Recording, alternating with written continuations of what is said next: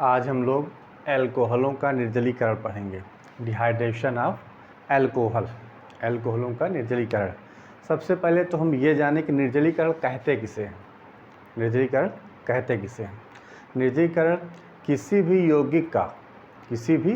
यौगिक में एक वाटर मॉलिक्यूल का निष्कासन हो जाए या एक वाटर मॉलिक्यूल निकल जाए तो उस क्रिया को कहा जाता है निर्जलीकरण। उस क्रिया को क्या कहा जाता है? निर्जलीकरण। हम यहाँ अल्कोहल की बात करते हैं। हम अल्कोहल का निर्जलीकरण कर रहे हैं। अल्कोहल के निर्जलीकरण द्वारा वाटर मॉलिक्यूल निकलेगा। और तो किस प्रकार निकलेगा, कैसे निकलेगा, आइए हम लोग समझते हैं, देखते हैं। सबसे पहले तो हम ये देखते हैं कि किसकी उपस्थिति में किसके साथ क्रिया करता है कि अल्कोहल का निर्जलीकरण हो जाता है। पहली चीज़, एक हम कॉमन रिएक्शन लिखते हैं, अल्कोहल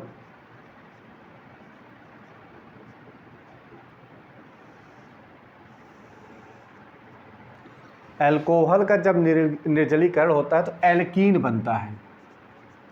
निर्जलीकरण होने पे क्या बनता है? एल्कीन। अब एल्कीन बनेगा क्या? या तो हम प्रोटिक अम्ल ले लें,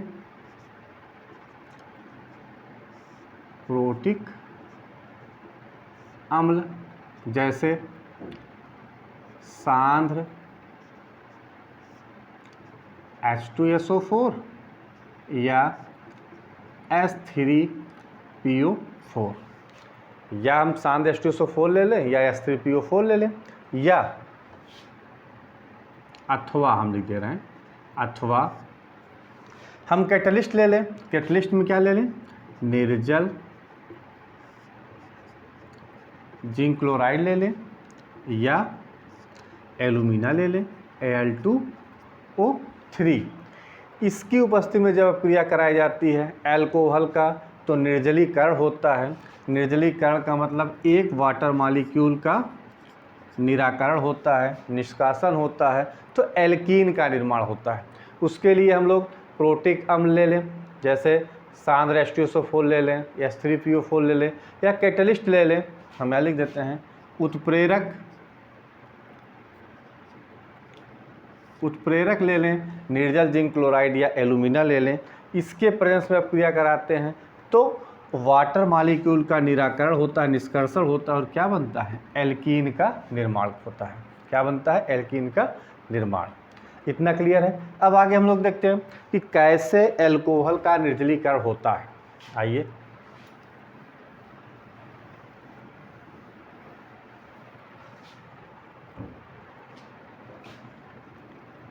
CH3 हम ऐसे संरचना के रूप में बनाते हैं, CHHHCOHH।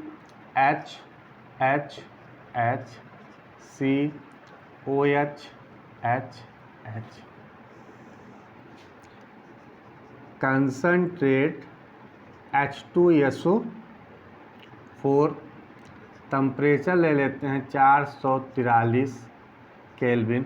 होता क्या है? इस वाटर मॉलिक्यूल का निष्कासन हो जाता है। देखिए बनता क्या है? HCH double bond HH plus H2O। क्या बन गया? एल्कीन। एल्कीन में क्या बन गया? एथिलीन बन गया। एल्कीन बन गया, वाटर मॉलिक्यूल निकल गया, H2O मॉलिक्यूल निकल गया और एथिलीन का निर्माण, एल्कीन का निर्माण हो गया। इसी प्रकार और हम दूसरा रिएक्शन देखते हैं। देखिए CH3 HHHHOH, कंसंट्रेट H2SO4 के प्रेजेंस में 443 केल्विन टेम्परेचर लेते हैं। होता क्या है? वाटर मॉलिक्यूल निकल जाएगा। बनता क्या है?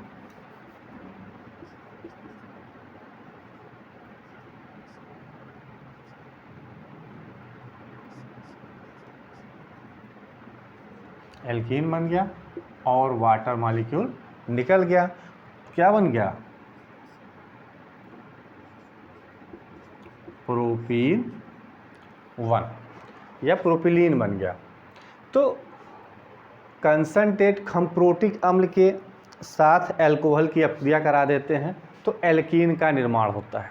अब हम मैकेनिज्म द्वारा समझते हैं कि कैसे एल्कीन बनता है, कि एल्कीन का निर्माण होता कैसे है। ये इतनी बात समझ में आ गई कि एल्कोहल की अपक्रिया कंसनट्रेट H2SO4 के उपस्थिति में 443 केल्विन टेम्परेचर पे जब अपक्रिया कराते हैं तो क्या बनता है, वाटर मॉलिक्यूल का निराकरण होता है और एल्कीन बनता है। क्या बनता है, एल्कीन। आइए इसको एल्कीन बनता कैसे है, हम मैकेनिज्म द्वारा इसको समझते हैं, देखते हैं क्या बनता है, कैसे एल्कीन बनेगा। हम अपक्रिया क्रियाविधि द्वारा एल्कोहल के निर्जलीकरण को देखते हैं कि कैसे एल्कोहल का निर्जलीकरण होता है और एल्कीन का निर्माण होता है। आइए देखते हैं मैकेनिज्म।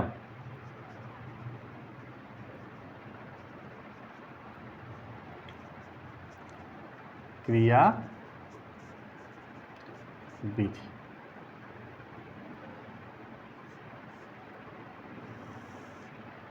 देखिए पहले स्टेप में क्या होता है, फर्स्ट स्टेप में देखिए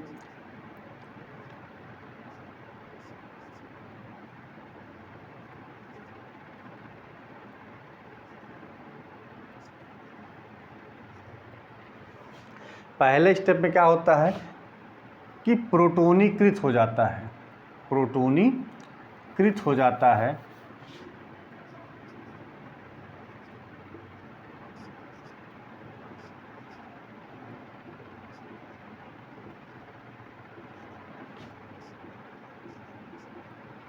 क्या करता है, एल्कोहल एक प्रोटॉन ग्रहण कर लेता है। एक प्रोटॉन ग्रहण जब कर लेगा, ये प्रोटॉन आता कहाँ है, H2SO4 से, एसिड से, प्रोटिक अम्ल से। तो होता क्या है, ये जो क्रिया होती है तीव्र होता है और प्रोटोनीकृत एल्कोहल बन जाता है।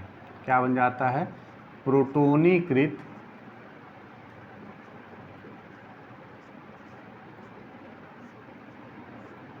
एल्कोहल। तो पहले स्टेप में क्या होता है कि प्रोटोनीकृत एल्कोहल का निर्माण होता है, प्रोटोनीकृत एल्कोहल का निर्माण होता है। अब पहले स्टेप में क्या हुआ कि एल्कोहल जो है एक प्रोटॉन ग्रहण करता है, ग्रहण करके क्या बनाता है, प्रोटोनीकृत एल्कोहल बनाता है। अब सेकंड स्टेप में क्या होता है, दूसरे चरण में क्या होता है, दूसरे चरण में ये होता है कि प्रोटोनीकृत एल्कोहल वाटर मॉलिक्यूल निकाल देता है। वाटर मॉलिक्यूल क्या करेगा, निकाल देगा। और जब वाटर मॉलिक्यूल निकाल देता है तो कार्बोकेटायन बनता है, कार्बोकेटायन का निर्माण होता है। देखिए किसका निर्माण होता है, कार्बोकेटायन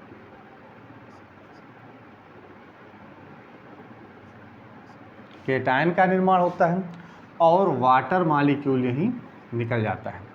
दूसरे स्टेप में क्या बना, कार्बोकेटायन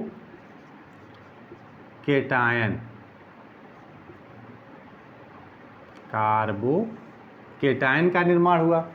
फिर ध्यान दीजिए, पहले स्टेप में एल्कोहल एक प्रोटॉन ग्रहण करता है, प्रोटोनीकृत एल्कोहल बनाता है। दूसरे स्टेप में प्रोटोनीकृत एल्कोहल से एक वाटर मॉलिक्यूल का निष्कासन होता है तो कार्बोकेटायन का निर्माण होता है। अब इस कार्बोकेटायन से स्टेप थर्ड में देखिए, इस कार्बोकेटायन से एक प्रोटॉन निकल जाता है और जब एक प्रोटॉन निकल जाता है, एक प्रोटॉन निकल जाता है तो एल्कीन बनता है। क्या बनता है, एल्कीन बनता है। एक प्रोटॉन निकल गया, एक प्रोटॉन का निराकरण हो गया, निष्कासन हो गया। तो जब एक प्रोटॉन निकल गया तो क्या बन गया, एल्कीन में क्या बन गया, एथिलीन बन गया। फिर से एक बार समझिएगा, बहुत आसान है कि एल्कोहल का निर्जलीकरण करते कैसे हैं। पहले स्टेप में क्या होता है कि एल्कोहल प्रोटॉन ग्रहण करता है, प्रोटॉन ग्रहण करके प्रोटोनीकृत एल्कोहल बनाता है। दूसरे स्टेप में क्या करता है कि प्रोटोनीकृत एल्कोहल से वाटर मालिक्यूल का निष्कासन हो जाता है, वाटर मालिक्यूल का एलिमिनेशन हो जाता है, वाटर मालिक्यूल निकल जाता है तो कार्बोकैटायन का निर्माण होता है। इस कार्बोकैटायन से एक प्रोटॉन निकल जाता है और जब एक प्रोटॉन का निष्कासन होता है तो बनता क्या है, एल्कीन का निर्माण होता है। क्या होता है, एल्कीन का निर्माण होता है। तो इस प्रकार इस मैकेनिज्म द्वारा हम ये देखते हैं कि एल्कोहल का निर्जलीकरण होता कैसे है, डिहाइड्रेशन ऑफ एल्कोहल होता कैसे है। सबसे पहले प्रोटोनीकृत एल्कोहल बनेगा, सेकंड स्टेप में कार्बोकैटायन बनेगा और थर्ड स्टेप में एथिलीन का निर्माण हो जाएगा। क्लियर है। अब हम लोग आगे एक दो रिएक्शंस और देखते हैं। ये समझ में आ गया सबको। अब आइए हम लोग ये देखते हैं अब कौन सा एल्कोहल आसानी से या सहजता से वाटर मॉलिक्यूल का निष्कासन करता है। कौन करेगा, वही एल्कोहल वाटर मॉलिक्यूल का निष्कासन करेगा जो सबसे स्टेबल कार्बोकैटायन का निर्माण करेगा। सबसे ज़्यादा जो सबसे स्टेबल कार्बोकैटायन का निर्माण करेगा वही एल्कोहल आसानी के साथ वाटर मॉलिक्यूल का निष्कासन करेगा। जैसे कार्बोकैटायन में सब मोर स्टेबल 3 डिग्री कार्बोकैटायन, इसके बाद 2 डिग्री कार्बोकैटायन, फिर 1 डिग्री कार्बोकैटायन।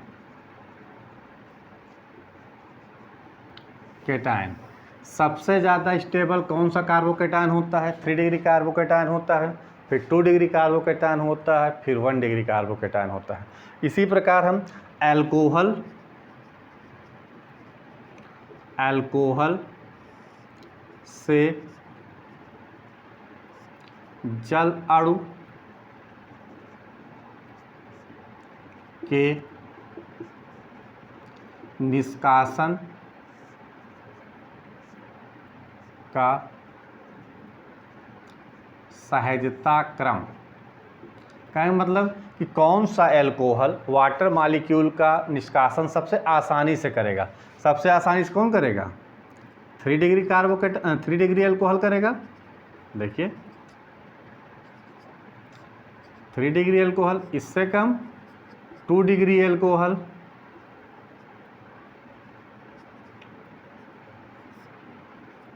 और सबसे कम 1 डिग्री एल्कोहल। ये 3 डिग्री एल्कोहल, 2 डिग्री एल्कोहल और 1 डिग्री एल्कोहल। ये क्लियर है। क्यों, क्योंकि ये टर्सरी कार्बोकैटायन बनाएगा, 3 डिग्री कार्बोकैटायन बनाएगा जो कि ये मोर स्टेबल होता है, मोर स्टेबल होता है। ये 1 डिग्री कार्बोकैटायन होता है, ये क्या होता है, लेस स्टेबल होता है। तो इस प्रकार ये 3 डिग्री कार्बोकैटायन बनाएगा, ये 2 डिग्री कार्बोकैटायन बनाएगा और ये 1 डिग्री कार्बोकैटायन बनाएगा। तो एल्कोहल से जल अणु का निष्कासन का सहजता क्रम कौन सा है, 3 डिग्री एल्कोहल सबसे आसानी से वाटर मॉलिक्यूल का निष्कासन करेगा, फिर 2 डिग्री करेगा, फिर 1 डिग्री एल्कोहल करेगा। आइए हम एक दो एग्जाम्पल्स देखते हैं।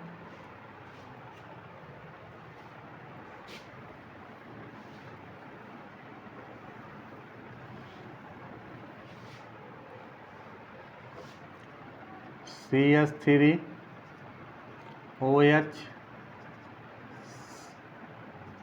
हम 80% H3PO4 ले लें,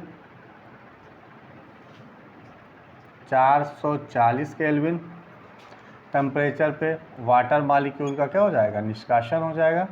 CH double bond CH2 plus H2O, 3 degree alcohol लें,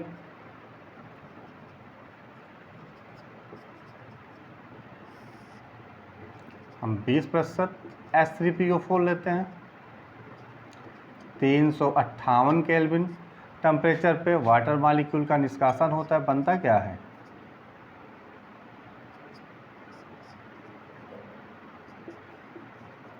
H2। तो आसानी के साथ सबसे आसानी से कौन देता है, 3 डिग्री एल्कोहल देता है, और ये क्या है, 2 डिग्री एल्कोहल। तो वाटर मालिक्यूल का निष्कासन या वाटर मालिक्यूल का निर्जलीकरण सबसे आसानी से होता है 3 डिग्री अल्कोहल में। 3 डिग्री अल्कोहल में सबसे ज़्यादा होता है, फिर इससे कम 2 डिग्री और सबसे कम 1 डिग्री अल्कोहल में होता है। ये आपका क्या है, प्रोपीन 1, इसका नाम क्या है 2-मेथिल प्रोप 1 इन, प्रोप 1 इन। यदि हम एल्कोहल्स में नंबर ऑफ कार्बन्स 4 ले लें, 4 ले लेंगे, तो उस कंडीशन में एल्कोहल का जो निर्जलीकरण होता है, निर्जलीकरण होने पे 2 प्रोडक्ट बनते हैं, 2 समावयवी रूप बनते हैं, 2 समावयवी रूप बनते हैं। उसके बारे में आइए थोड़ा सा हम लोग डिस्कस करें कि कौन सा समावयवी रूप मुख्य उत्पाद होता है, कौन सा समावयवी रूप मुख्य उत्पाद नहीं होता है। ये देखिए, हम ले लें CH3 CH2 CH2 CH2OH, concentrate H2SO4, heat दे दें, होगा क्या, देखिए इसमें दो प्रोडक्ट बनेगा। पहला प्रोडक्ट इसका OH और इसका H का निष्कासन हो, देखिए CH3 CH2 CH double bond CH2 plus H2O।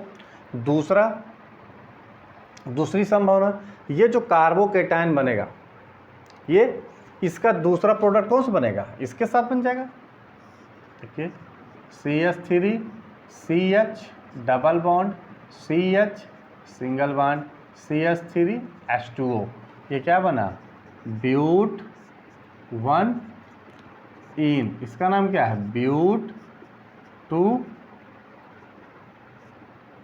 इन।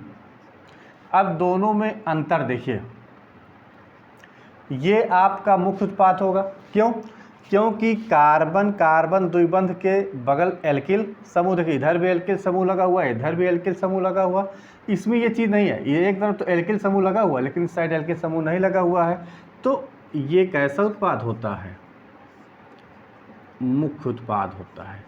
तो इसके यही आपका जो प्रोडक्ट है, इस प्रकार यदि एल्कोहल्स होते हैं तो उसमें 2 समावयवी रूप बनते हैं और 2 समावयवी रूप में एक मुख्य उत्पाद बनता है और एक मुख्य उत्पाद नहीं होता है, गौण उत्पाद होता है। तो मुख्य उत्पाद कौन होगा, ब्यूट 2 इन होगा, क्यों, क्योंकि द्विबंधी कार्बन के दोनों तरफ क्या है, एल्किल समूह लगा हुआ है। इसमें एक तरफ एल्किल समूह लगा हुआ है, एक तरफ एल्किल समूह नहीं लगा हुआ है। तो आज हम लोगों ने एल्कोहलों का निर्जलीकरण पढ़ा। उसमें सबसे पहले हमने ये देखा कि किसके उपस्थिति में अभिक्रिया कराई जाए कि एल्कोहल का निर्जलीकरण होता है। तो उसमें हम प्रोटिक अम्ल की बात करते हैं तो उसमें हम कंसनट्रेट H2SO4 या H3PO4 ले लें, या हम कैटलिस्ट की बात करें तो उसमें निर्जल जिंक क्लोराइड लें और एल्यूमिना के उपस्थिति में अभिक्रिया करा देते हैं, तो वाटर मॉलिक्यूल का निष्कासन होता है और एल्कीन का निर्माण होता है। फिर हम लोगों ने एग्जाम्पल्स द्वारा देखा, फिर मैकेनिज्म देखा कि कैसे वाटर मॉलिक्यूल का निष्कासन हो रहा है। फिर हम 2 डिग्री 3 डिग्री एल्कोहल की बात किया कि 3 डिग्री एल्कोहल में वाटर मॉलिक्यूल का निष्कासन आसानी से होता है in comparison to 2 degree and 1 degree. फिर हमने देखा कि उच्च अणुभार वाले एल्कोहल ले लें, उस कंडीशन में 2 प्रोडक्ट का फॉर्मेशन होता है, उसमें एक प्रोडक्ट मुख्य उत्पाद होता है और एक गौण उत्पाद होता है। तो ब्यूट 2 इन जो बना ये मुख्य उत्पाद है और ब्यूट 1 इन जो होता है ये गौण उत्पाद होता है। इसको पढ़िएगा। आज के लेक्चर को मैं ही समाप्त करते हैं, मिलते हैं नेक्स्ट लेक्चर में।